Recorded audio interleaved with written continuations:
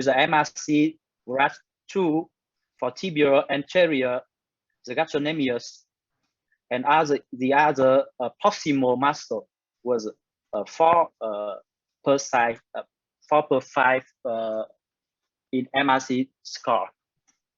The patient has also diffuse absent tendon reflex. She could not walk independently without aids because of severe sensory ataxia, and the diapason was 0 per 8 at ankle. The cranial nerve was intact, and there was no signs of autonomic dysfunction. In this slide, we show some extraneural signs of this patient. At admission, she was dyspnea, and she needs oxygen supplement. And the saturation of oxygen was 95%. In her skin, we note some keratoangioma. In these pictures, you can see. And there was also bilateral papal edema, grade 2 or grade 3, I think. And she had also pitting edema in both lower extremity. And we note the hyperpigmentation in her neck, chest, and forelimbs.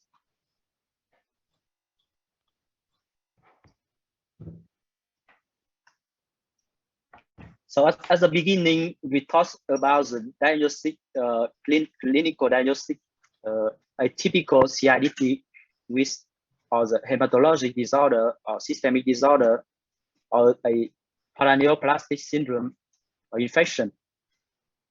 And the second opinion, a second diagnosis, second clinical diagnosis was polyneuropathy in the context of amyloidosis.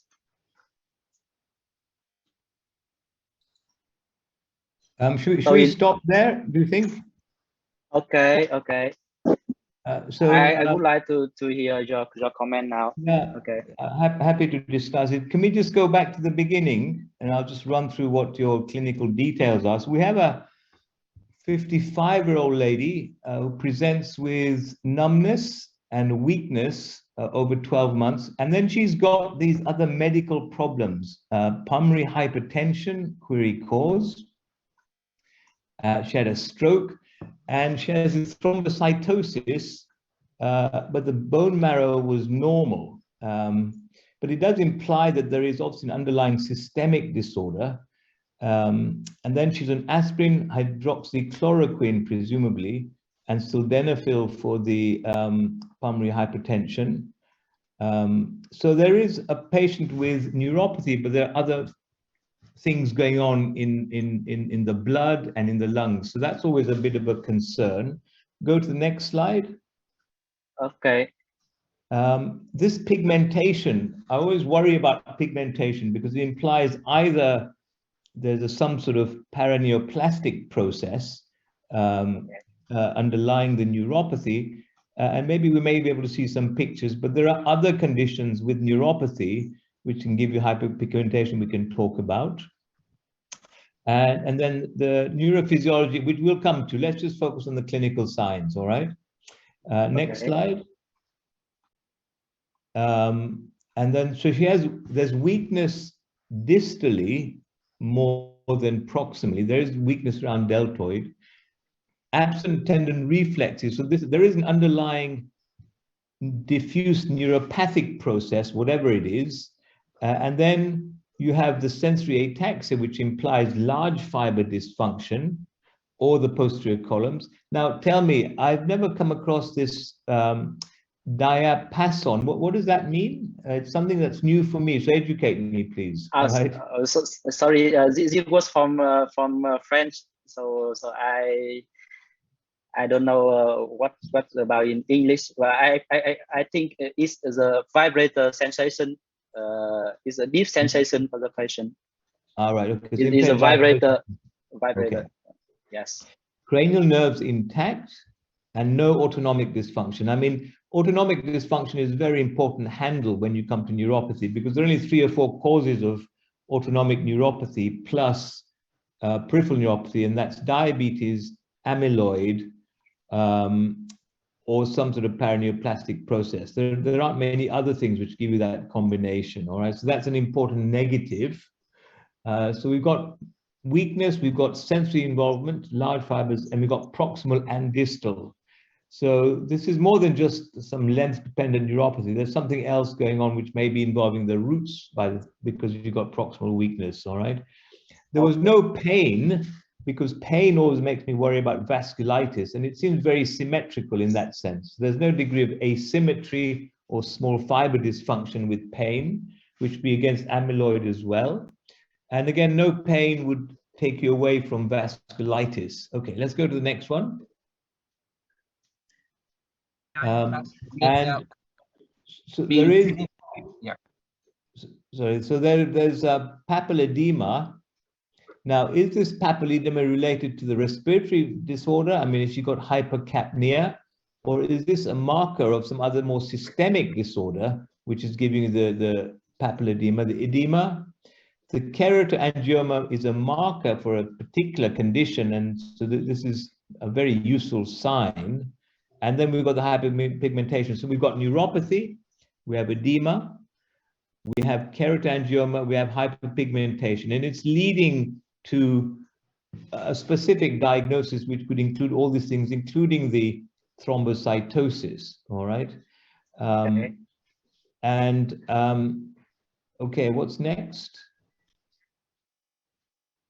Next was the thesis of clinical diagnosis. Differential diagnosis. So I agree. Okay. I mean, in a sense, the CIDP will, if there's any demyelination, will be on the neurophysiology, all right?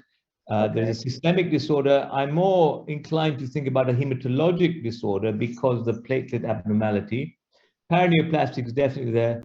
Infection, you know, what infections give you this sort of neuropathy? I don't know whether things like leprosy occur in Vietnam. Amyloid, as I said, is less likely, but you can't exclude it completely, but it's dropping down the list because there's no small fiber dysfunction, there's no autonomic, but it is certainly a possibility.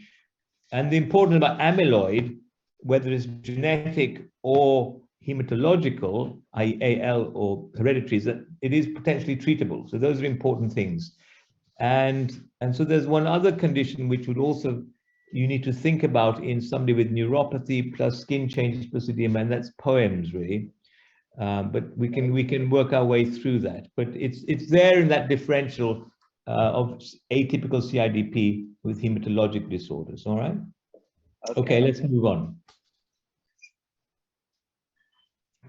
Okay, at this slide, we show the detail of the results of the motor nerve study of this patient. So you can see a picture of mixed lesion external loss and demyelinating with multiple conduction block. Here is a median, both median left and right, this one and this one from the point depth. For the ulnar nerve, we also have the block, the conduction block here as a point depth, and the conduction velocity was intermediate as 30 or 35 meters per second. And there was notable external loss reflecting by the not recorded. We could not record any CMAP as an anchor of tibial nerve and peroneal nerve. Okay, so let's just have a look there. So just I might need Uma's help here. So we're saying there's conduction block between the elbow and Erb's point. Is that right? Yes. There's a significant drop for both median and ulnar. I think that fits in okay. And with amplitudes of 3.8, 5.5, there is clearly slowing. So there is a demyelinating element to that with blocks. So I would agree with that. And obviously the nerves in the lower limbs are very profoundly affected because there's no response whatsoever. Okay, so we move on. Okay. The next slide. Here is the F-way and tibial reflex study of this patient. So you can see here almost all the peroneal, F-way, tibial, and tibial reflex, H reflex was absent in the lower limbs. In the upper limbs, we note prolongations of the latency of the F wave for the median and ulnar bilateral. Maybe, and we move on. Results for the sensory nerve study was notable with the absence of the sensory amplitude potential in the lower limb with the sural and fibular nerve. We note a slight diminution of amplitudes in the median and ulnar nerve in the upper limb. And also we have the decrease of conduction velocity sensory. Okay, we move on. Here we present the results of electromyography data. So the abnormal mobility was notable in the quadriceps tibial anterior gastrocnemius with increases of insertional activities with a fibrillation and positive shock waves in the more distal muscle of lower extremity. We found also some signs of regeneration of the nerve with the increase of the duration of the MUAT.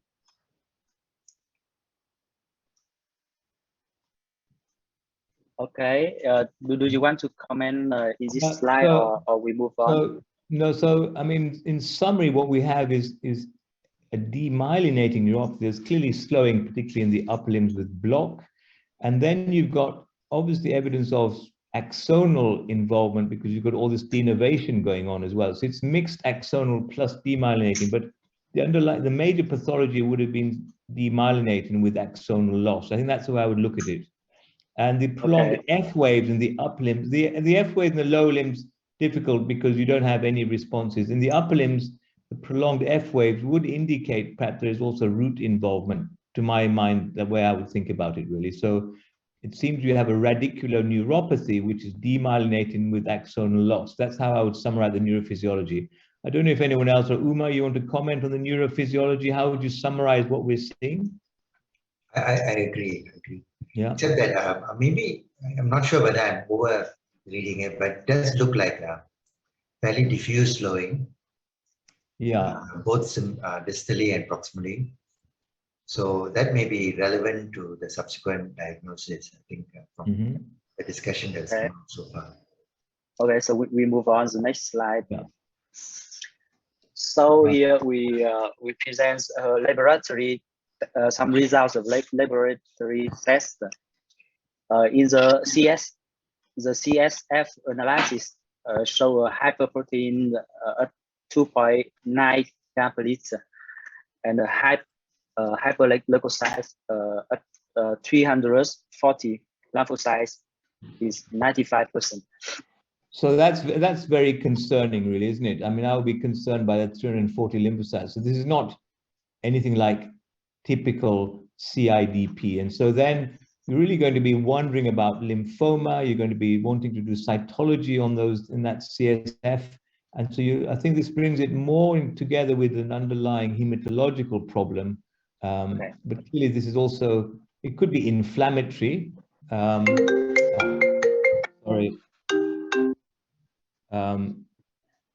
It could be inflammatory, but I must say that 340 white cells would be very concerning for lymphoma and things like that, I think.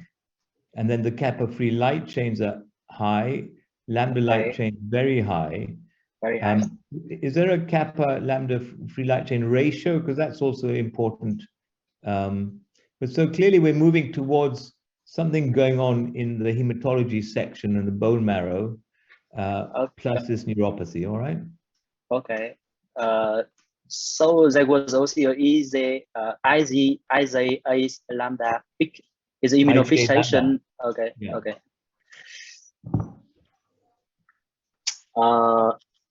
Her blood test shows also her renal function was decreases here, and it was a diminution of the hemoglobin. Her platelets was 600 gigaplate, and we were concerned about her function, cardiac function, because of the elevation of the proBNP were very high here. So it implies that there's cardiac failure, really, doesn't it? Yes, of course. And impaired renal function. So the kidneys are not working, the heart's not working, and the bone marrow is clearly abnormal as well, really. Okay. And then the infections, HIV you've done and everything else, syphilis is all negative, and hepatitis is negative. Okay. Okay. So her MRI, her brain MRI show occlusion of the right carotid.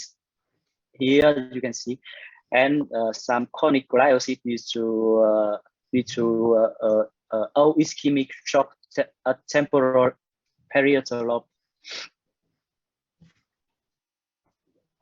And the echocardiography, so pulmonary hypertension, of course, at 100, for the normal value is less than 25. Was any contrast given for the MR? Because sometimes this condition you may see a diffuse pachymeningeal enhancement, but it doesn't matter. So let's go on. Please go. Okay.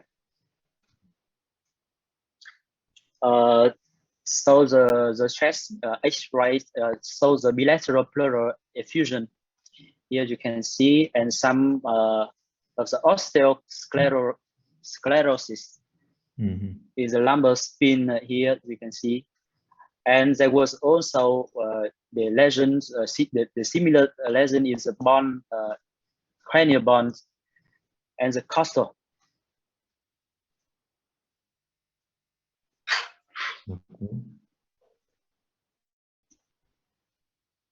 Okay, so we order the VEJF. Okay, her result is very very high here, and here some balance of her endocrinology test. So dysfunction of thyroid and hyperprolactinemia. As you can see.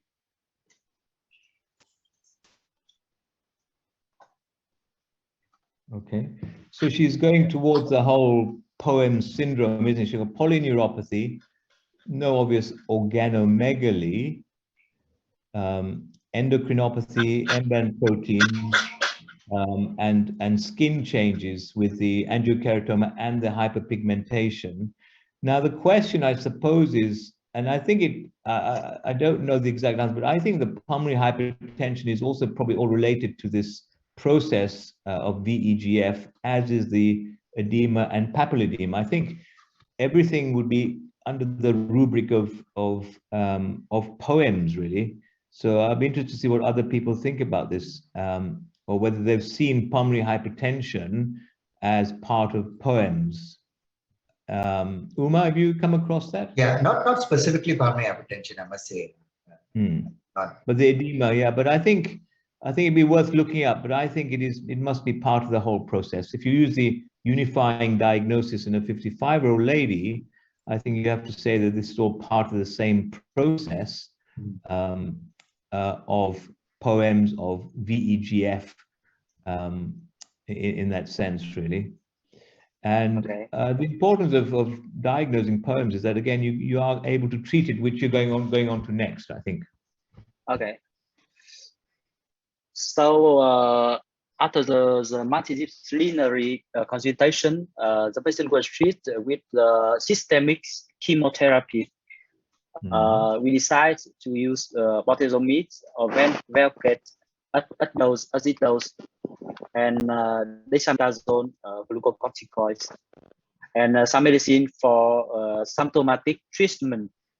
And we adjust the diuretic for the renal impairment. And we treat some neuropathic pain with gabapentin.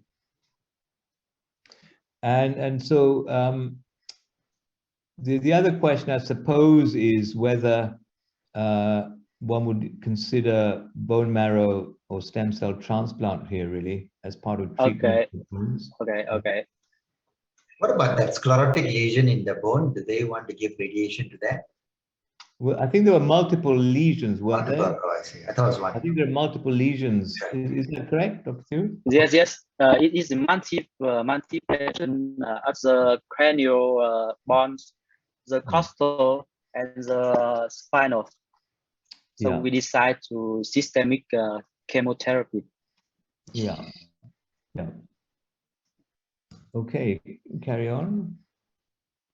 Okay, here is the detail of the follow-up of the patient. As you can see, after the first course of chemotherapy, the pulmonary pressure was diminished, and her proBNP was decreased gradually here, and her level of platelets was decreased, was also decreases here.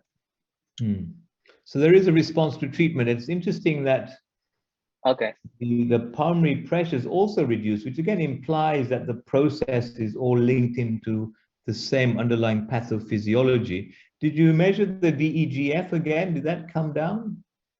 Not yet, because this test we need to